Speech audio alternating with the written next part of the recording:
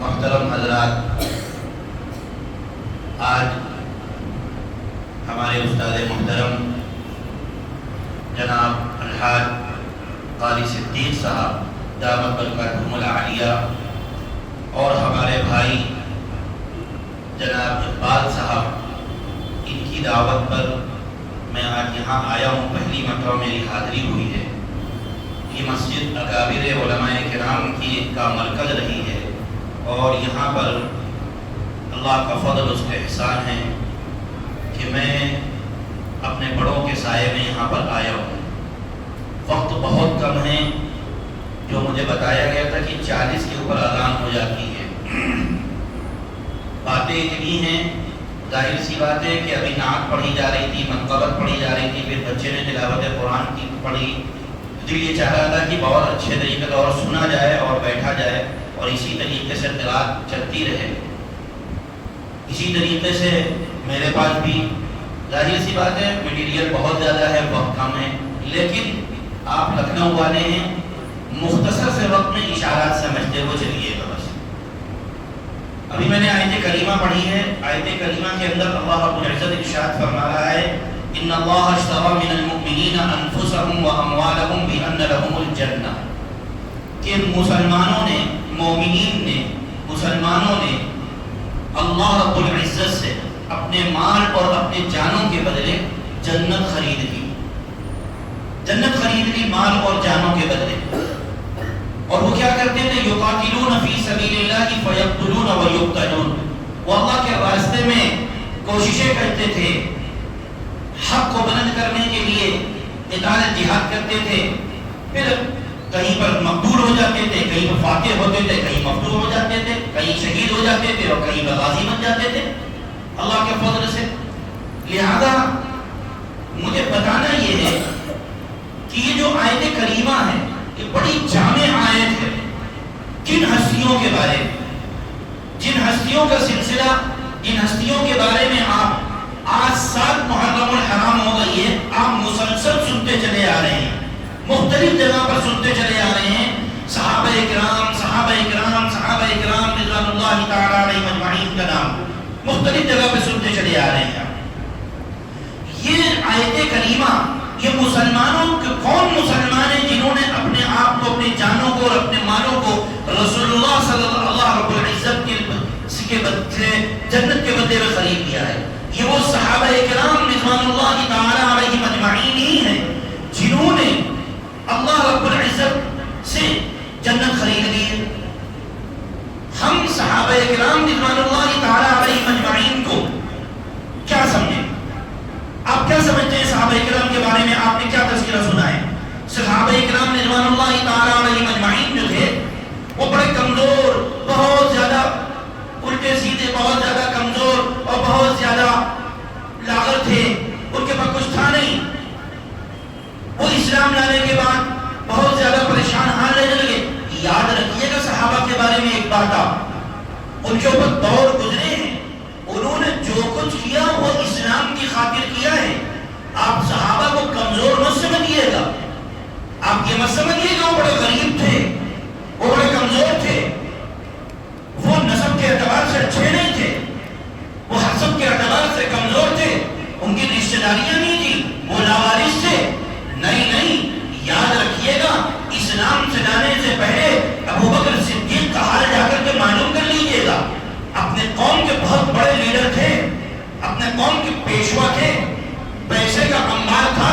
عثمان ابن عفان کے بارے میں جا کر کے معلوم کر لیجئے گا، عبد الرحمن ابن عوف کے بارے میں جا کے معلوم کر لیجئے گا، اس 27 سالہ نوجوان کے بارے میں معلوم کر لیجئے گا جس کو عمر ابن خطاب کہتے ہیں، ڈنکا پٹتا تھا اس کا، یوں ہی نکل جاتے تھے تلوار لیے ہوئے، روح کانپنے لگتی تھی لوگوں کی۔ وہ چھوٹے موٹے آدمی نہیں تھے، لیکن سب اپنی جگہ پر اپنے وقت کے ایک عظیم لوگ تھے۔ لیکن جب اسلام کے دامن سے وابستہ ہوئے، محمد عربی کے دامن کو تھاما اور اللہ کے رسول سے وابستہ ہوئے، پھر جو تقاضا تھا اسلام کا، اس تقاضے کے مطابق، اللہ کے رسول کی منشا کے مطابق، اللہ رب العزت کی کہنے کے مطابق، اس کی سنت کے مطابق اپنے آپ کو ڈھال لیا اور ایسے بن گئے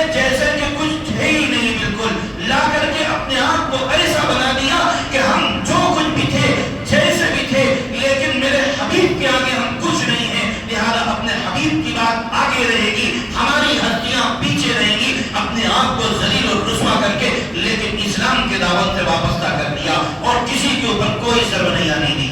پھر یہ تو یہاں تک آئے اس منزل تک. اس کے بعد رسول اللہ صلی اللہ علیہ وسلم کے ساتھ 13 سالہ مکہ کی زندگی گزاری اور ایسی زندگی گزاری کہ اپنے آپ کو بالکل ختم کر دیا, اپنے آپ کو بالکل بچھا دیا, اپنے آپ کو بالکل فنا کر دیا اور کچھ نہیں تھے. نہ عمر رہ گئے, نہ عثمان رہ گئے, نہ صدیق اکبر رہ گئے. ہاں کنڈیشن پہلے دوسری تھی. پہلے قومیت کے نام سے جانے جاتے تھے, پہلے بنو عدی کے نام سے جانے جاتے تھے, پہلے بنو تمیم کے نام سے جانے جاتے تھے, پہلے بنو امیہ کے نام سے جانے جاتے تھے.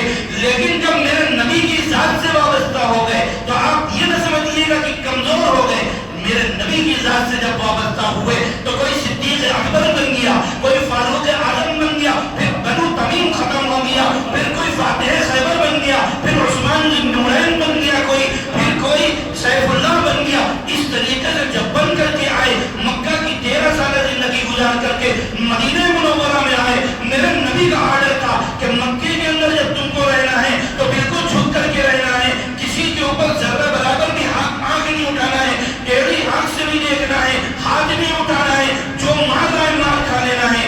لیکن جب مدینہ منورہ میں آئے تو مدینہ منورہ میں آنے کے بعد میرے رسول کا آرڈر ہو گیا کہ اب دبنے کی ضرورت نہیں ہے, اب پیچھے ہٹنے کی ضرورت نہیں ہے, اب آگے بڑھنے کی ضرورت ہے, اب دفاع کی ضرورت نہیں ہے, اب اٹیک کی ضرورت ہے. لہذا پھر جو کارنامے انجام دیے, آج جو اس مسجد ایک مینارہ میں آپ بیٹھے ہوئے ہیں, یہ انہی کا صدقہ ہے جو آج یہاں پہ ہم بیٹھے ہوئے ہیں. پھر یہ بنے. آج لوگ کہتے ہیں کہ صحابہ تم کیوں کرتے ہو؟ ہم صحابہ اس لیے کرتے ہیں کہ ان لوگوں نے میرے نبی کی خاطر اپنے آپ کو بالکل نچھاور کر دیا تھا, جانیں قربان کر دی تھی. ہم صحابہ اس لیے کرتے ہیں. آج تعفن اٹھتا ہے, لکھنؤ شہر گندگی رہتی ہے, ہمارے گلیوں میں ادھر ادھر گندگیاں رہتی ہیں بہت زیادہ. کبھی اسی گندگی کے اندر سے ابھی ہم نے ایک جلوس کی مانگ کی تھی. آپ لوگوں کے سامنے معاملہ کلیئر کر دو تاکہ لوگوں کے دلوں میں کچھ کمی وہ نہ رہ جائے. بعض لوگوں کو کچھ سمجھ میں نہیں آئی بات. ہم نے جلوس عمر کی مانگ کی پہلی محرم الحرام کو.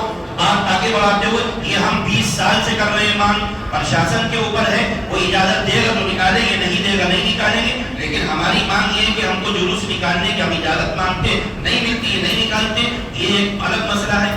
لیکن اس کے اوپر ایک جگہ سے درخواست سے تعفن اٹھا اور غلاظت بکی گئی اور غلاظت منہ سے نکلی. اس غلاظت میں یہ کہا گیا کہ غلیظ آدمی جو ہوتا ہے وہ غلاظت ہی نکلتی. ہم تو اپنے لوگوں سے کہتے ہیں کہ دیکھو ایک بات سمجھو, ہم اپنے پرشاسن سے کہتے ہیں, میں اکثر میٹنگوں میں کہا کرتا ہوں, میں کہتا ہوں کہ یہ بتائیے گالی دینے سے نقض امن ہوتا ہے یا تعریف کرنے سے نقض امن ہوتا ہے؟ فیصلہ آپ دیکھیے.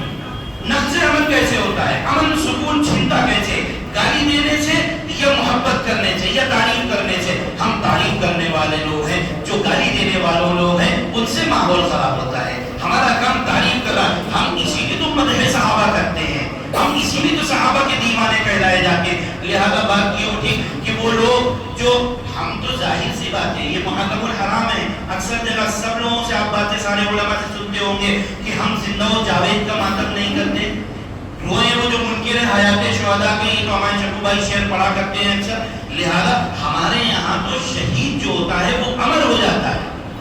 شہید جو ہوتا ہے وہ قرآن کہہ رہا ہے, چھوٹے چھوٹے بچے ہمارے بیٹھے ہوئے ہیں, حافظ قرآن ہے, یہ قرآن کی روزانہ تلاوت کرتے ہیں. قرآن کہہ رہا ہے وَلَا تَقُولُوا لِمَنْ يُقْتَلُ فِي سَبِيلِ اللَّهِ أَمْوَاتٌ بَلْ أَحْيَاءٌ عِنْدَ رَبِّهِمْ يُرْزَقُونَ. کہ تم جو لوگ اللہ کے راستے میں شہید کیے جائیں ان کو شہید مت کہو, ان کو مردہ مت کہو, بلکہ وہ تو زندہ ہیں, اپنے رب کی طرف سے رزق پاتے ہیں. لہذا شہید زندہ ہوتے ہیں اور اپنے رزق. اور ہمارا کہنا یہ ہے کہ ہمارے یہاں جو لوگ شہید ہو جاتے ہیں وہ امر ہو جاتے ہیں. یہ میرا قول نہیں, یہ قرآن کا قول ہے. لہذا قرآن کہتا ہے کہ شہید ہو گئے, امر ہو گئے, زندہ ہو گئے, حیات مل گئی ان کو, اللہ کی طرف سے رزق دیا جا رہا ہے. اب وہ وہاں سے غلاظت اٹھتی ہے کہ وہ حضرت عمر کا ہے کہ جلوس مانگا گیا. ہم کہتے تھے پہلے ہی سے کہ جلوس, جب پہلے ہی سے ہم کہتے تھے یہ غم کا مہینہ ہے, غم مناؤ. لہذا تم لوگ 14 سال سے اپنے علماء کے اوپر کہتے تھے کہ ناجائز ہے, یہ نہیں ہے, غلط ہے, غم منانا جائز ہے, غم منانا جائز ہے.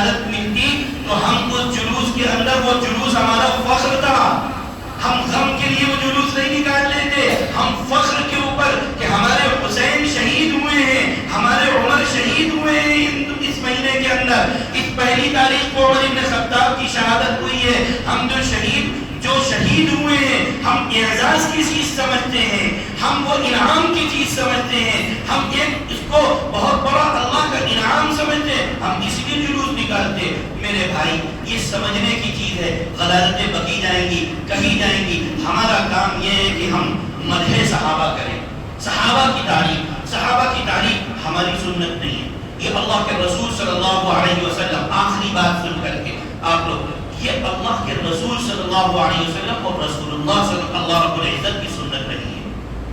صحابہ کی تعریف ہمارا کام نہیں، ہم نے نہیں کی صحابہ کی تعریف، صحابہ کا دفاع ہمارا کام نہیں، یہ ہم نہیں کر رہے ہیں، یہ ہم سنت پر عمل کر رہے ہیں۔ آپ کو یاد ہوگا، ذرا سے تاریخ کے ورق اٹھا کر کے دیکھیے، اللہ کے رسول صلی اللہ علیہ وسلم اپنی ذات کے اوپر جو کچھ بھی نشانہ بنایا گیا وہ اپنے اوپر برداشت کرتے رہے۔ مکہ کعبۃ اللہ کے پاس اوجڑی ڈالی گئی، گردن پہ رسی باندھی گئی، برداشت کر لیا، پھندا پڑ گیا، برداشت کر لیا، فقرے کسے گئے، مجنون کہا گیا، دیوانہ کہا گیا، شاعر کہا گیا، برداشت کر لیا، تانے دیے گئے، برداشت کر لیا، کہا من گھڑت جا کر کے بیان بتاتا ہے، سب برداشت کر لیا، طائف کے میدان میں پتھر برسائے گئے، لہو لہان ہو گئے پیر، ساری چیزیں اپنی ذات پر جو کچھ ہوتا رہا برداشت کرتے رہے، لیکن یاد رکھیے چشم فلک نے وہ دن بھی دیکھا اور وہ تاریخ بھی دیکھی، وہ یاد بھی رکھی کہ جب عثمان ابن عفان کی خبر آ گئی کہ عثمان ابن عفان مکہ مکرمہ میں شہید کر دیے گئے، میرے نبی کو جوش آ گیا، میرے نبی نے کہا نہیں، جب تک میری ذات کی بات تھی میں برداشت کرتا رہا، آج میرے جانثاروں کے اوپر بات آ گئی ہے، لہذا رب کعبہ کی قسم آج 1400 صحابہ کی بیعت میں یہیں پہ لوں گا، عثمان کا بدلہ جب تک نہیں لے لوں گا میں چین سے بیٹھنے والا نہیں ہوں، میں بیعت لے کر کے جاؤں گا اور وہاں جا کر کے ان کے پیٹ سے عید بجا کے رکھ دوں گا مکہ والوں کی۔ یہ عثمان ابن عفان کی، پھر اللہ کے رسول نے صحابہ کا دفاع کیا، میں نے نہیں دفاع کیا، میں تو رسول کی سنت پر عمل کر رہا ہوں، دفاع صحابہ کر رہا ہوں۔ پھر یہی نہیں بات، آخری بات اور آخری جملہ سن کر کے، یہ بات اللہ کے رسول نے اپنی طرف سے نہیں کہی، اللہ کے رسول نے اللہ کی سنت پر عمل کیا۔ وہ کیا عمل کیا؟ اللہ کے رسول صلی اللہ علیہ وسلم جانتے تھے سب سے پہلا تبرہ مکہ کی گلیوں کے اندر کیا گیا، وہ کون سا تبرہ کیا گیا؟ صحابہ کو کہا گیا بیوقوف ہے، وَإِذَا قِيلَ لَهُمْ آمِنُوا كَمَا آمَنَ النَّاسُ، جب لوگوں سے کہا گیا ایمان لیو جیسے یہ صحابہ ایمان لائے تو کہنے لگے أَنُؤْمِنُ كَمَا آمَنَ السُّفَهَاءُ، ان بیوقوفوں کی طرح میں ایمان لو۔ صحابہ کو بیوقوف کہا گیا، صحابہ کو دیوانہ کہا گیا، صحابہ کو برا کہا گیا۔ اللہ کو یہ عدل اتنی ناپسند آئی کہ میرے صحابہ کو تبرہ کیا جائے گا۔ اللہ نے کہا الا خبردار کر دو انہم ہم السفہاء، یہ جو کہہ رہے ہیں صحابہ کو بیوقوف، یہ بیوقوف صحابہ نہیں ہے، یہ خود گدھے ہیں، یہ خود بیوقوف ہیں، یہ میں نے نہیں، یہ اللہ کی زبانی۔ تب اللہ رب العزت نے دفاع کیا ہے، رسول اللہ نے دفاع کیا ہے۔ اس لیے ہم اللہ کے رسول کے ان جانثاروں کا، ان وفاداروں کا، ان مر مٹنے والوں کا تذکرہ اور ان کا دفاع ہم کرتے ہیں۔ میرے بھائی صحابہ کرام کے بارے میں ہمارا عقیدہ یہی ہے کہ صحابہ سارے کے سارے الصحابہ کلھم عدول، وہ چاہے صدیق اکبر ہوں، چاہے آخری صحابی ہوں، وہ سب کے سب رضی اللہ تعالی عنہم ہیں، اللہ ان سے راضی ہے، ان کو اللہ سے راضی ہیں۔ اللہ رب العزت ان سب کے صدقے میں ہم سب کو صحیح عقیدے کی سمجھ عطا فرمائے اور ہم سب لوگوں کو دین کی صحیح طریقے سے سمجھ عطا فرمائے، دین پر عمل کرنے کی توفیق عطا فرمائے۔ وآخر دعوانا